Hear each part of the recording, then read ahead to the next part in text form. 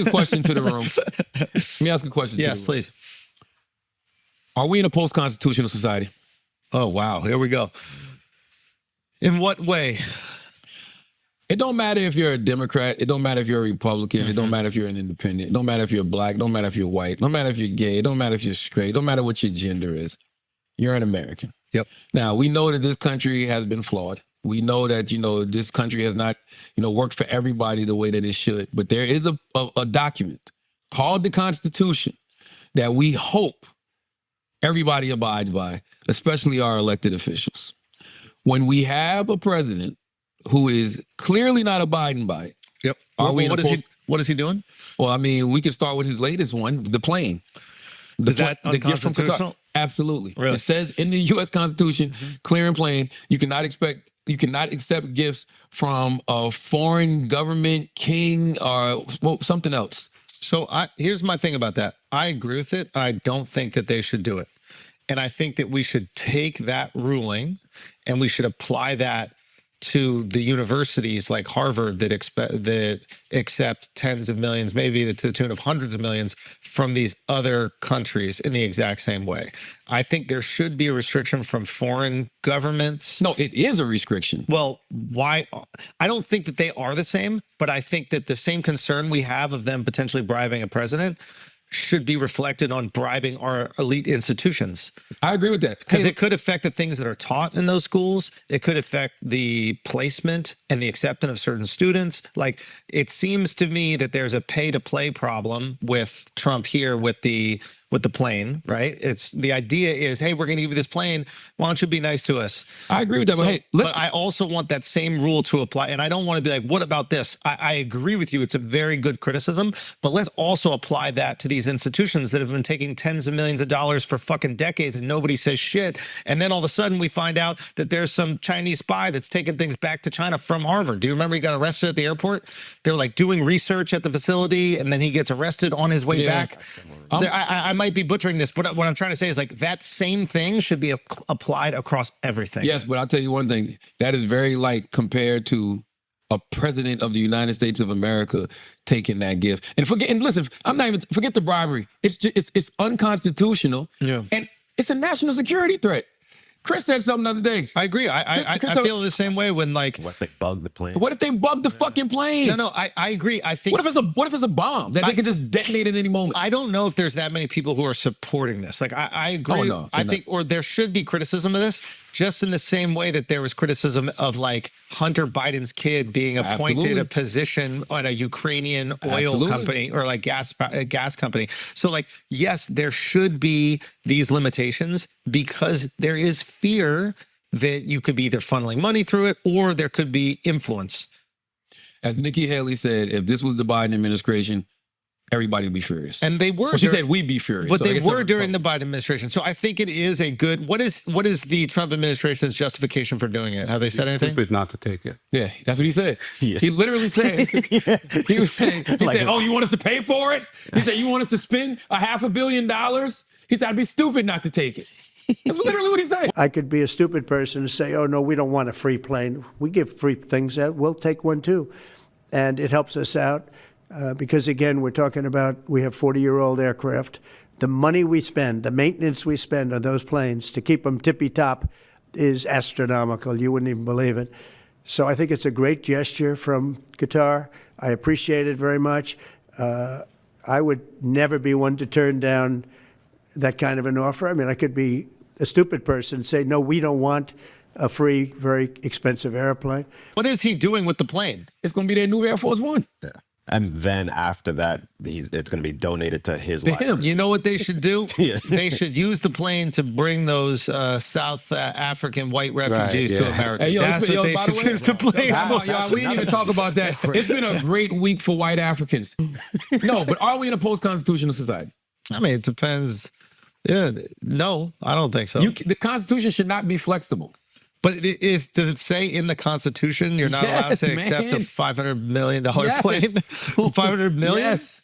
500 billion. Yeah, I mean, you guys aren't even talking about the meme coin, which to me is even more outrageous. So this is okay. So the I think rational take would be like, hey, politicians should not be able to accept bribes from Americans or other countries. The same criticism we have about campaign finance, right? Which is like, you shouldn't allow these corporations to funnel exorbitant amount of money into certain candidates because they're going to have a competitive advantage. The Trump coin thing is very interesting because I don't know if he starts it, but his family starts it, right? And the idea is, but his family's like on the board of payouts. So once it hits certain numbers, they get money. Is that right? I think that's the setup. But I mean, we were talking earlier, right, about who won the tariff war between Trump and China and why did Trump sell it? Well, the company that just bought $300 worth of his meme coin is connected to the Chinese government. They say in their offerings that the Chinese government has a degree of control over the company. He cut a side deal for himself. Yo, he's getting rich. He's getting rich. He's exactly who I've always said he is the bottom line. So here's the question, right? Yeah. What you're saying, everything that you're saying is 100% legitimate criticism, right? Yes, but the U.S. Constitution prohibits government officials from accepting gifts from any king, prince, or foreign state. I believe. So what, and then the pushback that you're going to get from anybody that is defensive of it is he's removed the veil. Meaning, this is what all presidents, right and left, have done. Right. The Clinton Foundation does the same. So the Clinton Foundation, when Hillary is the Secretary of State or something like that, I forget what it was, they were getting donations to the tune of like $50 million a year. I think go back to doing it sneakily. Well, or 250. The second she stops being Secretary of State, they shut down the foundation. So some people go, oh, this was just a vessel to get influence within the administration.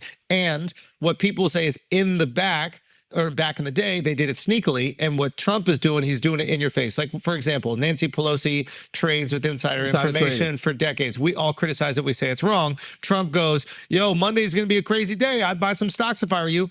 People go, how is he doing this as insider trading? There are a lot of people, I imagine, on Trump's side that go, well, finally, he's letting us get in on it. Before, it was just Nancy Pelosi and Chuck Schumer. Now he's letting everybody get a fair shake. What I think the best criticism is, none of it should happen.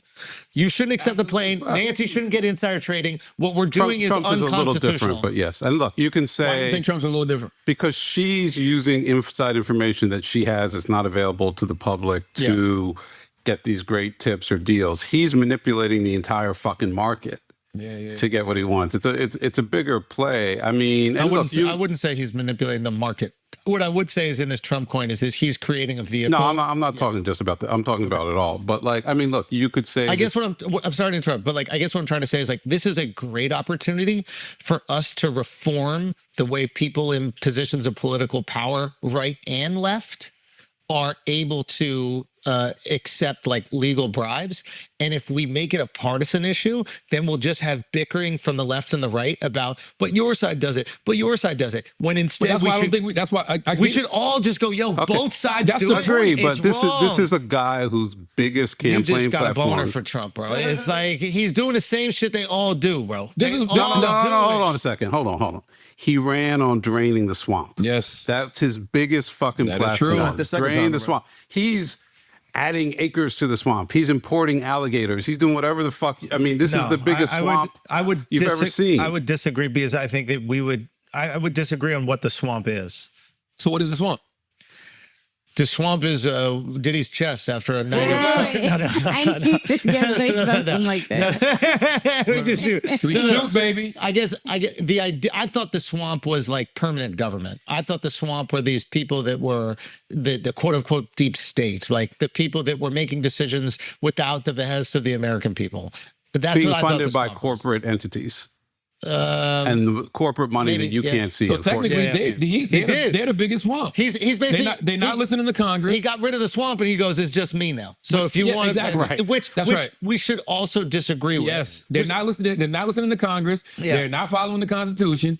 They are the swamp. But I think, unfortunately, people like, and I'm not saying that you're wrong to have these feelings. I think a lot of people have these feelings, but they have such a hard on for Trump that they don't just go, hey, the system itself needs reform, and we should use this as an example, along with examples that past Republicans and Democrats have done, to reform it all. I want that, but I also just simply want an elected official who follows the Constitution. Right. By the way, clearly you can do corruption in the guidelines of the Constitution. Unfortunately, we've been seeing people do that forever. But this is a person that's just saying fuck the Constitution. I don't want to turn on my Sunday morning news and see a president say he doesn't know if he has to uphold the Constitution. Yeah, I should. Even given those numbers that you're talking about, don't you need to uphold the Constitution of the United States as I president? don't know.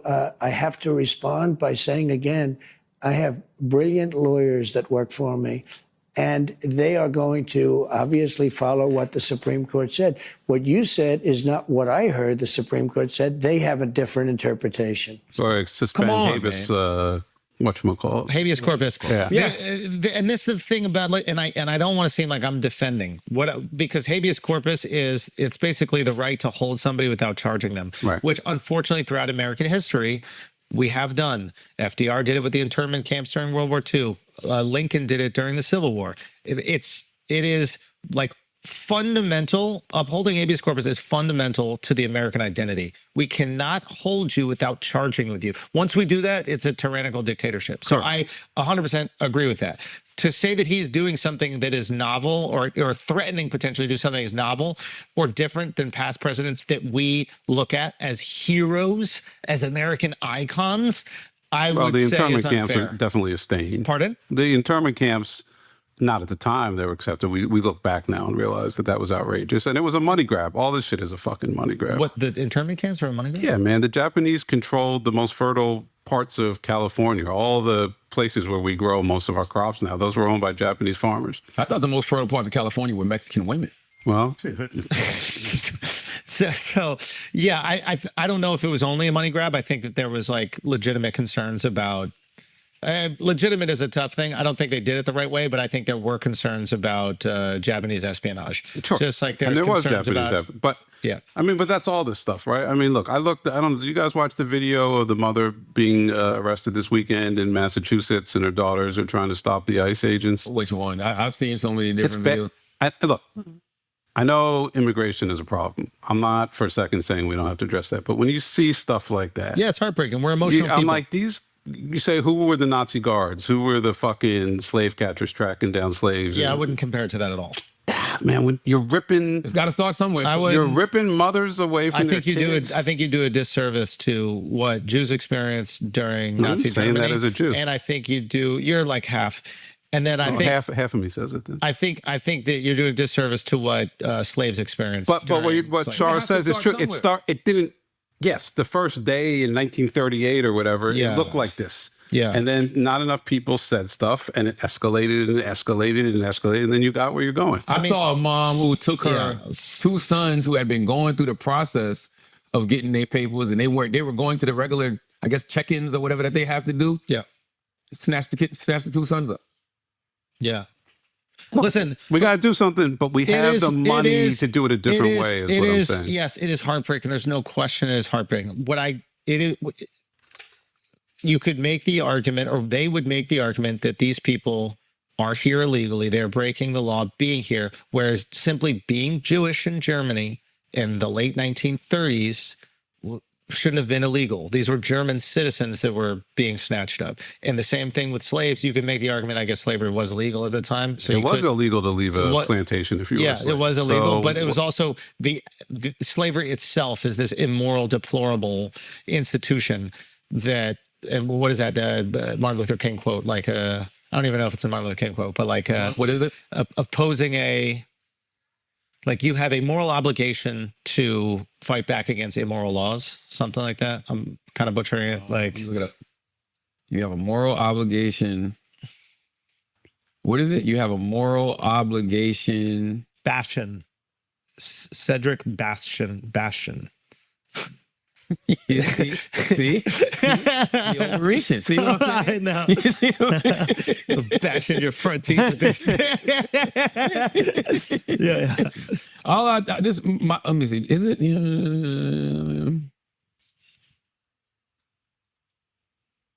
I'm an idiot. What? What? What? I typed in, you have a moral obligation to fight. And then I put MLK Jr. because usually when you do that, it'll pull up the quote and it goes, that statement, you have a moral obligation to fight MLK Jr. directly contradicts both historical context and ethical reasoning. Martin Luther King Jr. stood for nonviolence. Listen, here's the thing. I just want to know, are we in a post-constitutional society? Does the Constitution matter or does it not? We're on the edge. I think it's very scary. A week ago, last Sunday, when I'm watching the news and I'm watching Meet the Press and I just see him say he doesn't know if he needs to uphold the Constitution. It's like, what's the context? They were talking about the deportation stuff. And he was like, I don't know if I have to uphold the Constitution. And so then she asked him again, is it the president's job to uphold the Constitution? He's like, I don't know. Listen, he has to realize that saying a statement like that is incredibly dangerous. So he could go, well, I didn't exactly mean it like that. The reality is, it doesn't exactly matter how you meant it. You said a statement that people are going to not need to look into the intention or context of. You shouldn't say, I don't need to uphold the Constitution. And he said it before on the campaign trail. He was like, no, this was the 2020. Terminate the Constitution, overthrow the results of the election. It's just look, as someone who's followed politics for 40 years very closely, if any president had said anything even hinting at that in the past, it's over. That's what I'm saying. Who cares? It's a disqualifying event. You're out. You know what I have faith in? Because they did it. Like Lincoln did it. FDR did it. So it's like, whether you say it or not, well, you would say FDR did it in wartime, right? So it's okay then? Well, I don't think it's okay, but that would be the argument. And what Trump is saying right now is within the context of illegal immigration. And I'm sure that's how he would frame it. What I'm saying is... Plain shit ain't in the context of nothing other than... Yeah, but what I'm saying is with him, he's always testing just to see what he can get away with. Yeah. Let me try that. Oh, yeah. No pushback? All right, let me go 4 more steps. This is why it's so dangerous. This is why you have to keep bitching and yelling. This is why people have to keep saying stuff. I will say this, though. Situations like this give me faith in people. And I tell you why. I don't have the faith in the government, but I have faith in people. When I see Ben Shapiro speaking out about this, when I see Candace Owens speaking out about this, when I see the Rogan speaking out. I even gave that woman props. She spoke out. Nikki, who? God, I can't stand what's her name? Lomer. Laura Lomer spoke out about this. Like, that to me is real Americans who care about the Constitution, as you should, who care about their president following the Constitution, who also don't want their president taking what they think are perceived bribes. 100%. And to Chris's point that Chris we was talking about last week, how do we know that this shit can't just fall out the sky whenever they wanted to? What does that mean? The plane. They gave them a plane. They might. Yeah. It's like, you're stupid if you turn down a gift. Tell that to the Trojans. All right, yeah. Because not the Trojans, but the Trojans got the gift from the Greeks. He's getting the gift from the Greeks. Oh, I thought the Trojans were in the horse. That's why it's the Trojan horse was gifted. No, I thought the Trojans controlled Troy. Yeah, and the Greeks gave the horse. Oh wow! And then they were hiding inside the horse. There's also a chance I completely reversed that, but. Regardless. Right. They're giving him the shit. The best case scenario is it's a bribe for policy. Yeah. The worst case scenario is the same people who fund organizations like Hamas and other terrorist organizations. Which is also why Shapiro and Lomas are so. Well, that's why Shapiro cares about it. He doesn't give a fuck for any other reason besides the fact that Qatar is, it's like. Back to the original question. Is this good for President Trump? Is it good for his agenda?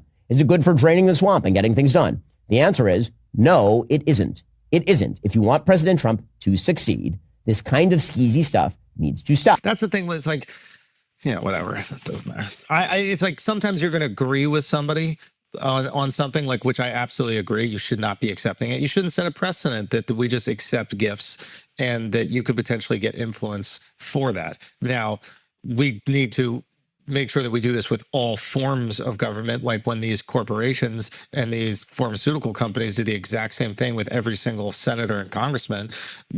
To a lesser extent, they are also bribing them, right? They're in the pockets. We make this criticism all the time. Mm-hmm. So like we have an ugly system set up with our elected officials, and we need to clean that up. And I think this is like a glaring example. And when people showcase that they are upset about it, and I'm not just talking about just media figures. When I'm talking about like the people like if Trump feels like his constituents are pissed about this, he will back off because he listens to what they care about. If he goes, my people don't really care, he won't.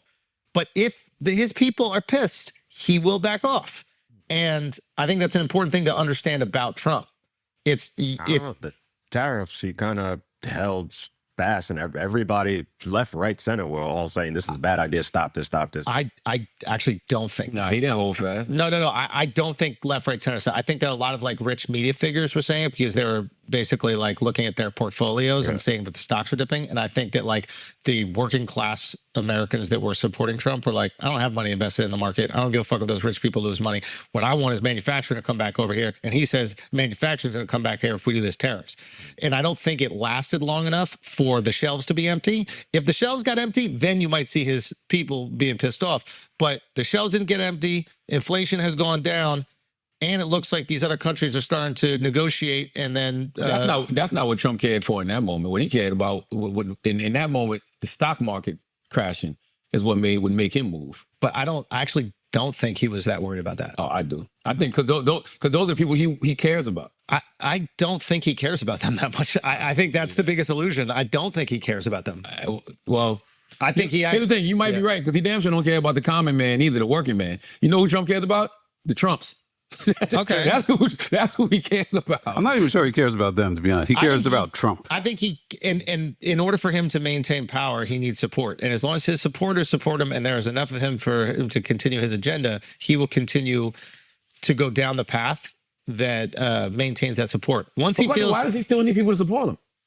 Well, because you got to win the midterms so you can continue to control Congress, and you want to, in my estimation, if you want to exact this change in America, you want that legacy to continue after you. And there's one version where I'm sure a lot of people look at, oh, he just cares about him, and after 4 years, he's fucking done. I think there's another version where he's like, I do think that America is in disadvantageous trade relationships with other countries where we're being taken advantage of. I do think that there are too many foreign wars that we're supporting. And I think that we can have a better country and better standing in the world if we change those up. And I personally think he is trying to do that, especially with the foreign wars. That's my personal opinion. I don't know, man.